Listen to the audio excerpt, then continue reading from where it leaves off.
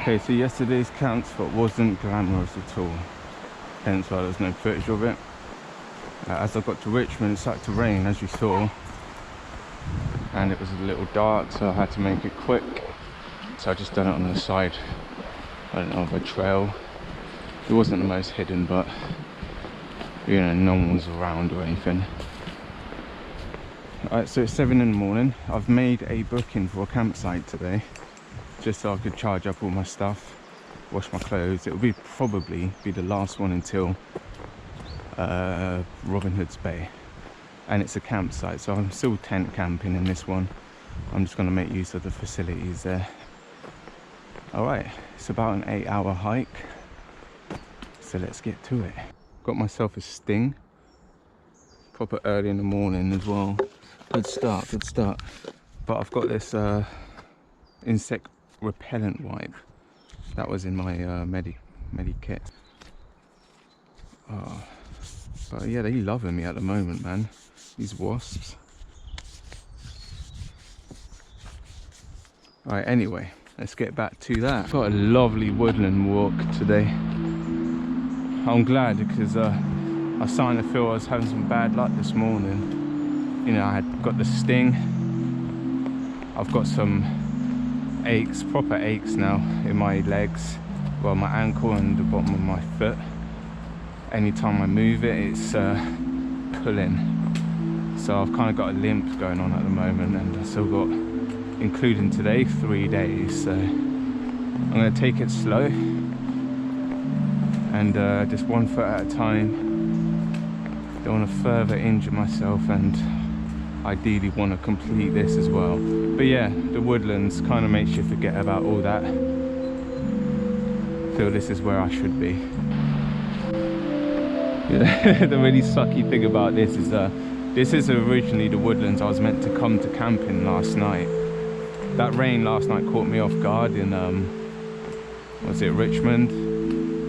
I had all my shopping I had to carry as well, all my stock up stuff, and when I crossed the bridge, I was just like, I've got to find somewhere. Like, I'm going to be soaked by the time I get to this place. So the camp spot I picked was actually on an incline. It wasn't a crazy incline, but you did slide. So the whole night I'm always like just readjusting myself and all that. It wasn't dangerous or anything, but it was, I wouldn't say comfortable, just because of the sliding. But now I'm walking through here and I've seen so many perfect camping spots. I'm just like, damn, man. I could have had a good night's sleep last night if I just kicked on a little bit longer.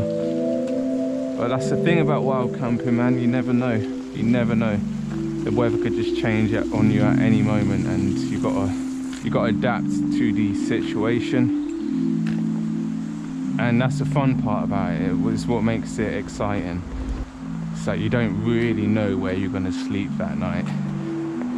And you've got to use your own kind of skills to find a location that's actually suitable and doable. Albeit, don't do it on an incline. I just want to make a note, right, if you're going to do this, about the signposting. It is not good. I appreciate it nonetheless, but let's not go giving people false information. It's quite dangerous. Just a comparison on the Great Glen Way. I've done that last year with my mate. Their signposting was perfect, and the reason why is because their posting was a bright blue. Now that's the perfect color to use as a signpost for a hike, simply because blue is a rare color in nature.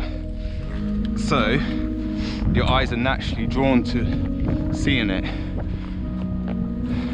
So you could be walking, say, a field like this, and you'll see a blue signpost off in the distance. Easy to see. This Alfred Wainwright one, they use brown. Brown signposts just blend in, for one, and over time they just get mossy and blend in even more. So take a note from Scotland, I'd say. Use blue signposting. You can't go wrong with it. Or red, they both stand out, both works. Anything's better than what they're doing. It probably sounds like I'm sounding very miserable or upset or whatever. It's not the case. It's just I was just thinking about it last night, and I came on this trip expecting it to be something I would be able to follow quite easily, but it hasn't been the case like at all, and so I felt like I was kind of given the wrong information on that front. So I just want to get it out there, and plus I have quite a to the point kind of tone. I understand that. It's all been really nice, honestly, and the scenery now is just, yeah man, it's more what I'm used to seeing, so I know that I'm nearly done.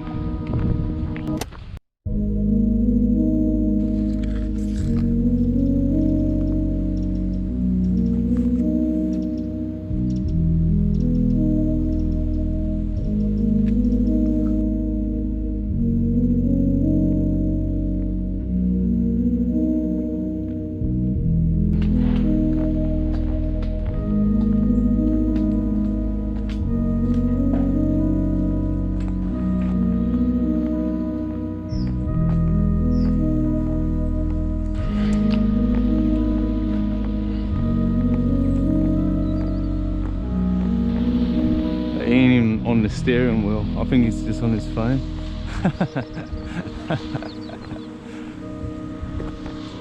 Doesn't need it, does he?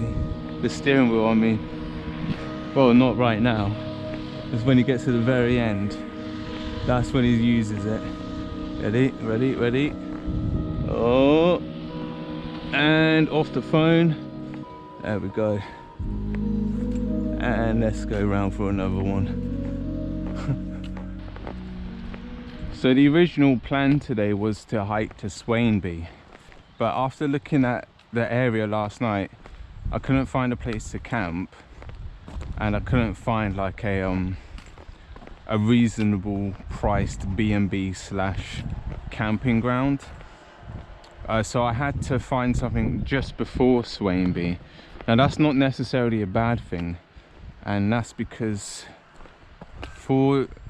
to get to Wainwright, I would have to go off route for about half an hour, and then the following day I would then have to go half an hour again to get back on route. So it's not really ideal, and because that is what was expected, the camping ground is off route as well, the one I've gone ahead and booked, but it's not as far, and it can link me back to the main route probably within 15-20 minutes. But I looked around the whole area, and I'm talking about hundreds of pounds, guys, for just one person, by the way, to stay a night somewhere. Even at a YH, actually, I looked at one of the YHs and I think it was around 70 quid, and they're meant to be the cheaper options. It's I get people got to make their money, but is there no middle ground for these sort of things, you know what I mean? And the one I did find actually gave me like a cheaper price because I'm doing the coast to coast.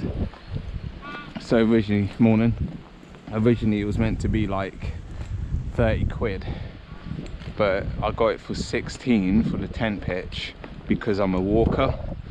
So I'm going to give a shout out to these guys once I get there, and you guys could see all the information and all that stuff, because they've been very accommodating. The lady was very nice on the phone, and yeah, so I'm really happy about that. Really looking forward to getting there too, because I just got to sort out all my charging really. I've thrown my gloves back on because my hands are specifically my hands today have been getting beats. Also, I've been looking for this thing everywhere this whole trip, right? I've just wanted a little alcoholic beverage I could put in my bag, you know, it's going to be nice when I get in the tent later on that night. And I like this stuff. There's a bit of a stigma behind it though, which I weren't aware of. I generally just like the drink, there's nothing else more to it, alright? Press X to crouch.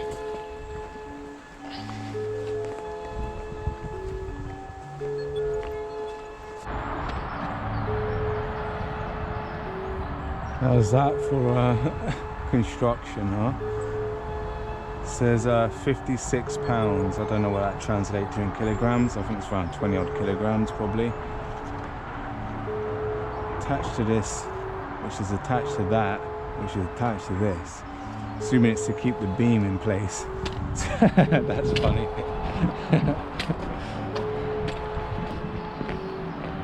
Gotta appreciate the smarts of a farmer. If it gets the job done, that's all that matters. Coast to coast path.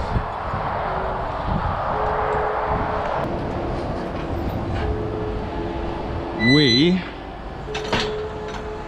are about to pass the A1. So right above us right now.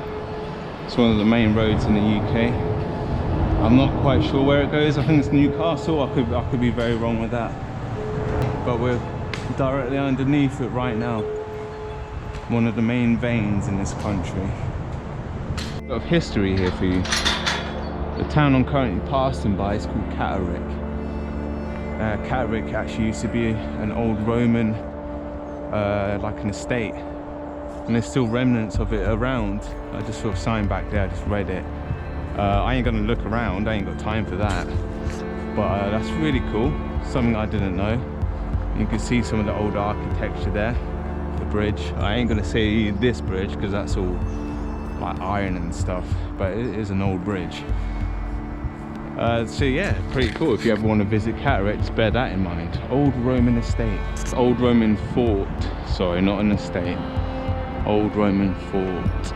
There we are guys, I'll read a little out for you. So the Roman fort at Catterick was an important supply depot for the Roman army. It protected the crossing of the River Swale by Deer Street. The Roman name for the site was Cataractonium, based upon a British word describing the rushing waters of the Swale. It is a very rare survival of a pre-Roman place name. There you go. Gotta love those Romans, huh? They started all of this.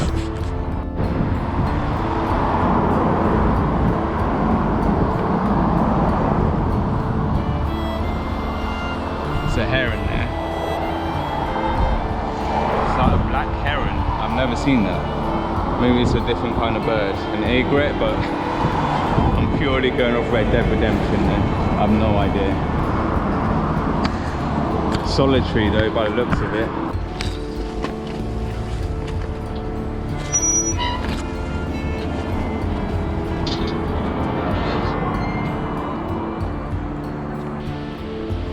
Look, you can still see the old brick walls running all along here. That's the main thing about settlement building. All those old tribes, always a water source. They were always based around that because it was essential for just everyday living. So wherever there's a big water source, there's likely may have been a town there at one point, or a village, or a small settlement. Very smart. I generally wonder how they managed to survive.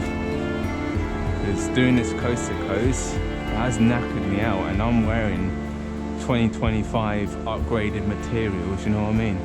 But they were just running around in like fur boots or tan hides, things like that. I'm sure they were better equipped than that, but you know what I'm saying. It's pretty incredible. I wish I could learn their secret. I mean, wine sacks would have been a massive part of their kit, right? Like getting drunk and just drinking on the trail. I've upgraded the wine sack to a rude boy, so same sort of thing. It's a tonic wine, so it kind of counts. Hey, morning. Hey, yeah. How you doing? You alright? What? Yeah. It's been a lot of fun. What is that? Where are you going tonight? Danby West or a bit further? Towards Swainby, but there's a like little campsite just before there that I'm going to stay at, and then after that it's going to be the final push pretty much. Could be wet tomorrow. Oh, is it? That's good to know actually, man, thank you. The Lake District was just horrible the whole time. It's a nice town this, I had no idea it was even a thing. Brompton? I mean Catterick, Is it Catterick? Stay in Catterick. No, I'm just passing through, but it's interesting, being like a Roman. Oh yeah. Yeah, an old Roman place. Oh, bless him. Anyway, I'll leave you to your morning, mate, all right? Take care, mate. Look, another Chinook. Got to be a military base nearby. That's so cool. Look at that, man. Look at that for a feat of mechanical engineering. That's it. Those things, fucking, they must weigh so much and they can carry loads. Craziness. Pretty sure I heard a couple of them going overhead last night, like Richmond. Look at this. It's another military jet. It's just doing circles around this field. That's so cool, man. I have no idea what it is, but it's really awesome to see. There's another one.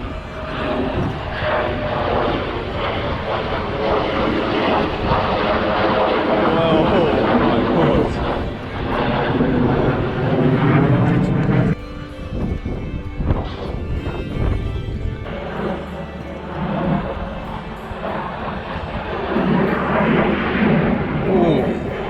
Oh shit, man. They gotta be doing some kind of training out here or something. I have no idea if there's a base nearby, but it's got to be. That's a clear indication.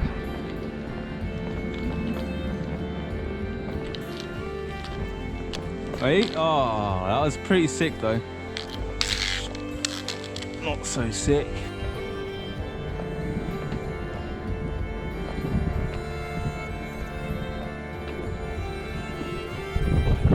Street lamb. Oh, street lamb. That is a very cool tree house. Look at that, man. Look how the tree roots, well, branches are coming out. They've built that very intentionally. That's really cool. Appreciate that. Robin Hood's Bay, 60 miles. Good morning. We are officially in the North York Moors. I've just had myself a campsite with a tent pitch, so I could go ahead and wash and dry all my stuff. Woke up this morning and this is the forecast, so I'm expecting it to be a very rainy day. All my dry stuff is now wet, but we must push on. I'm expecting to have this done in 2 more days, but we will see. 2, maximum 3 more days, but preferably 2. All right, in a bit.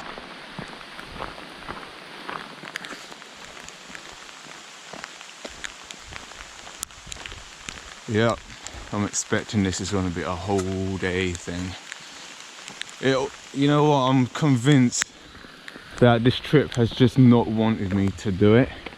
Like right from the get-go, right from when the guys left on the first day to the Lake District where it was just raining constantly, and after that the moors with all its marshes and all that crap, and by the way, non-stop rain. It's been raining like every day. I think I've had 2 days where it hasn't rained.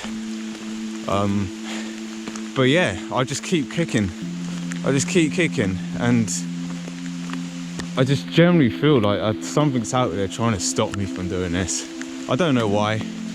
Like, it's, couldn't have picked the worst time to do it. But how would you know, right? Very difficult day. I was contemplating setting up camp, so but I'm just gonna push on. So I just want to kind of give you somewhat of an overview so far of the walk, because I've been thinking about it a lot. Hard to recommend it because there's just nothing going on out here. If you want to do a coast to coast, I'd highly recommend doing the Great Glen Way in Scotland. The views are far better. Shops are open, you know, when you go past the villages. That's nice. And yeah, it is a shorter walk, admittedly, in Scotland, but with having a shorter walk, you're cutting out all of the unnecessary bullshit that is on the Wainwright Coast to Coast walk. Now, I'd say Lake District is the best part of the walk. It's the most exciting, the most scenic. There's just nothing I could recommend about the walk, and that's my honest opinion. I done the Great Glen Way last year. Now it's such a good time. I feel like I've wasted my time, to be honest. It could just be like a farmland walk, because all you're doing is just walking through the many farms that exist in England. You're walking across their fields with all the shit, walking past their properties, and yeah, just long stretches of nothing, just absolute nothing. And yeah, obviously on top of that, with the rain just being consistent, it doesn't make this any better. Probably not even going to feel accomplished, to be honest. You know, at least we've done it. And yeah, I mean, that's literally it. Yeah, we've done it. Cool. Been about 3 hours and it has not let up. It took me up a massive incline as well. To be honest, guys, I'm probably going to call it and just be done with this. I cannot tell you how much this has frustrated me. Constant rain, constant wind. Sorry guys, like we are nearly there. I would have been there by tomorrow anyway, but today, especially today, nah, it's just thrown me off completely. And I'm not really care if I complete it or not, like fully, because I wouldn't have felt accomplished anyway. You know what I mean? It's just one of those things. There's nothing here to enjoy. There's no adventure. Nothing that makes you stand and stare in awe. Nope, none of that. So yeah, very disappointing trip, especially for me. Sucks for the video because obviously I'm not gonna you know, finish the whole thing.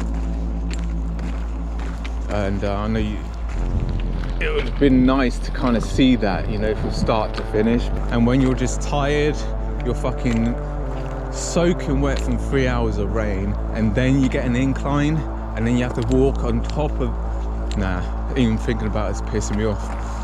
I just don't want to have to do that again, and I ain't gonna take the risk, so I'm getting a taxi. Hey, it's me again, still walking in the rain. Believe it or not, it has not stopped.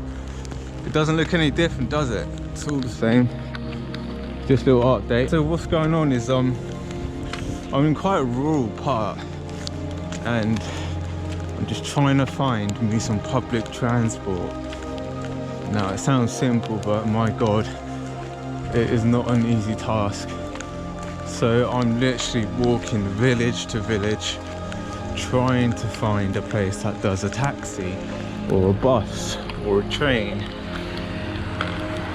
and it's non-existent out here. So I'm currently going to another town now. It's like 8 miles from the town I was in. And yeah, this bit is just horrendous. It's better than being up in those hills. So even though I've called it, there's still a challenge of getting home.